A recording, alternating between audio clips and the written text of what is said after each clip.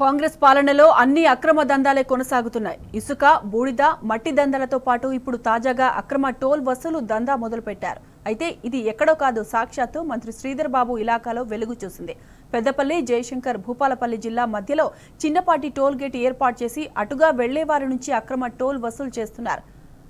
ఓడేడు వద్ద చేస్తున్న ఈ అక్రమ వసూళ్లపై టీ న్యూస్ కథనం చూద్దాం. కాంగ్రెస్ పాలనలో అక్రమ దందాలు పెరిగిపోయాయి. ఇసుక దందా, మట్టి దందాలు పోయి తాజాగా అక్రమ టోల్ దందా వెలుగులోకి వచ్చింది. పెద్దపల్లి జిల్లా ముత్తారం మండలం ఓడేడ్, జయశంకర్, భూపాలపల్లి జిల్లా చిట్యాల మండలం గర్మినపల్లి మధ్య ప్రవహిస్తున్న మానేరు వాగుపై స్థానికులు తాత్కాలిక మట్టి రోడ్డు నిర్మించి అక్రమ టోల్ వసూలు చేస్తున్నారు. ఈ తాత్కాలిక రోడ్డు ద్వారా పెద్దపల్లి, జయశంకర్, భూపాలపల్లి, కరీంనగర్ జిల్లాలలోని సుమారు 100కు పైగా గ్రామాలకు వెళ్లడానికి దూరభారం తగ్గుతుంది. దాంతో వాహనదారులు ఈ మార్గాన్ని ఎంచుకుంటున్నారు. అయితే ఇదే అదనుగా భావించిన కొందరు స్థానికులు అక్రమ టోల్ వసూలుకు తెరలేపారు. అనాధికారికంగా టోల్ ఏర్పాటు చేసి అక్రమ వసూళ్లకు పాల్పడుతున్నారు. ఇప్పుడే జస్ట్ అట్లా వేనాం, ఇక్కడ పక్క పంట ఊరికే దింపేసి వస్తానా 100 రూపాయలు తీసుకున్నాడు. టోల్ ఎట్లన్నా ఇంతగానం తీసుకోరు. అప్ అండ్ డౌన్ ఛార్జ్ 79 తీసుకుని 35 రూపాయలు తీసుకుంటారు. ఇది కేవలం 12 గంటలు, మధ్యాహ్నం 12 నుంచి వెళ్ళి సాయంత్రం 12 దాకా, ఒక్కరోజు మాత్రమే. ఎన్ని కిలోమీటర్లు? గంట కిలోమీటర్ ఉంటుందా? ఒక కిలోమీటర్ కిలోమీటర్ 100 రూపాయలు కరెక్టేనా? మరి 100 రూపాయలు అంటే కరెక్ట్ మాట 40-50 అయితే ఏం కాకపోతే మరి 100 రూపాయలు అంటే మిడిల్ క్లాస్ వాళ్ళు ఇచ్చుకుంటారు, కష్టమే కదా. చిన్నది కాబట్టి వాళ్ళు అంటే వసూలు చేయడానికి కారణం వాళ్ళు మేము కాంట్రాక్ట్ పడుతున్నాము. మరి ఎక్కడ వాళ్ళు కాంట్రాక్ట్ ఎవరి దగ్గర తీసుకుంటారో తెలియదు కానీ కారుకి అయితే 100 రూపాయలు, బైక్ అయితే 30 రూపాయలు అట్లా తీసుకొని వసూలు చేస్తున్నారు. అది కరెక్టే అంటే మనం ఇప్పుడు ఏం చేయలేని పరిస్థితి, మనకు అవసరం కాబట్టి పోవాల్సి వస్తుంది. ఈ ముఠా ఒక్కో వాహనానికి ఒక్కో రేటు నిర్ణయించి ఇష్టరాజ్యంగా దండుకుంటోంది. సాధారణంగా అధికారిక టోల్ ప్లాజాల్లో 70 నుండి 80 కిలోమీటర్లు ప్రయాణిస్తే 60 నుండి 70 రూపాయలు టోల్ వసూలు చేస్తుంటారు. కానీ ఇక్కడ మాత్రం వాళ్ళు నిర్ణయించిందే ఫైనల్.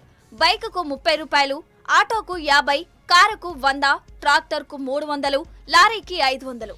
ఇలా ఒక్కో వాహనానికి ఒక్కో రేటు నిర్ణయించి ఎంచక్క రోజుకు 1,00,000 వరకు దోచుకుంటున్నారు. ఈ అక్రమ టోల్ వసూలుకు సంబంధించి మల్లికార్జున స్వామి ఆలయ అభివృద్ధి కమిటీ పేరిట రసీదు కూడా ఇస్తున్నారు. ఈ అక్రమ వసూళ్లను గత ఏడాది గర్మిళ్లపల్లి గ్రామస్తులు చేయగా ఈ ఏడాది ఓడేడ్ గ్రామస్తులు వసూలు చేస్తున్నారు. ఇలా ప్రతి ఏడాది 2 గ్రామాలకు చెందిన వ్యక్తులు వేలం వేసి మరీ ఈ అక్రమ టోల్ దక్కించుకుంటున్నారంటే ఇక్కడ ఎంత పెద్ద దందా నడుస్తుందో అర్థం చేసుకోవచ్చు. ఈసారి ఓడేడ్ గ్రామానికి చెందిన ఓ ప్రైవేట్ డాక్టర్ 18 లక్షలకు ఈ అక్రమ టోల్ దక్కించుకున్నట్టు తెలుస్తోంది. ఈ టోల్ గేట్ నలుగురిని కాపలాగా పెట్టి అక్రమ వసూళ్లు దర్జాగా చేయిస్తున్నాడు సదరు డాక్టర్. ఇక్కడ ఉన్న లోకల్ ఎమ్మెల్యేలు ఎవరైతున్నారో, లేకపోతే లోకల్ ఈ జడ్పీటీసీలు, ఎంపీటీసీలు, గ్రామ పంచాయతీలు ఇవన్నీ ఉన్నాయి. ఇవన్నీ ఉండగా కూడా ఇంత ఫీజు వసూలు చేయడం అనేది ప్రజలను పీడించి తీసుకోవడం అనేది ఇది కరెక్ట్ కాదు.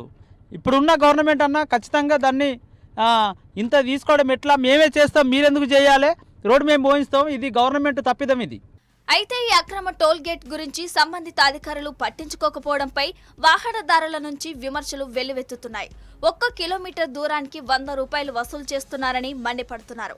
అధికారులకు తెలియకుండా ఇదంతా జరగదని, వాళ్లకు అందాల్సిన ముడుపులు వాళ్లకు అందుతున్నాయి కాబట్టే పట్టించుకోవడం లేదని చర్చించుకుంటున్నారు. సాక్షాత్తు ఐటీ శాఖ మంత్రి శ్రీధర్ బాబు ఇలాకాలో అక్రమ వసూలు చేస్తున్నా అధికారులు పట్టించుకోవడం లేదంటే అసలు మతలబు ఇంకేదో ఉందని అనుకుంటున్నారు. మంత్రి శ్రీధర్ బాబు జిల్లా అధికారులతో సమీక్షలు జరపకపోవడమే ఈ అక్రమ టోల్ సూత్రధారులకు కలిసి వస్తుందని స్థానికులు చర్చించుకుంటున్నారు. ఇది అన్యాయం సార్. గీ వెహికల్స్ కూడా వాళ్ళంటే ఇసుక పట్టుకపోయేటోళ్ళు వాళ్ళ వీళ్ళకంటే తీసుకోవచ్చు, కానీ మనకి ఇదే కదా సార్, మనం కూడా మన దగ్గర కూడా తీసుకోవడం అంటే అన్యాయం. ఇది 100 రూపాయలు. నెల రోజుల నుండి ఈ అక్రమ టోల్ వసూలు చేస్తుంటే సంబంధిత అధికారులు ఇప్పటి వరకు ఎందుకు స్పందించడం లేదని వాహనదారులు ఆగ్రహం వ్యక్తం చేస్తున్నారు. ఇప్పటికైనా మంత్రి శ్రీధర్ బాబు ఈ అక్రమ వసూళ్లపై స్పందించి నిర్లక్ష్యం వహించిన అధికారులపై వేటు వేయాలని పలువురు అభిప్రాయం వ్యక్తం చేస్తున్నారు.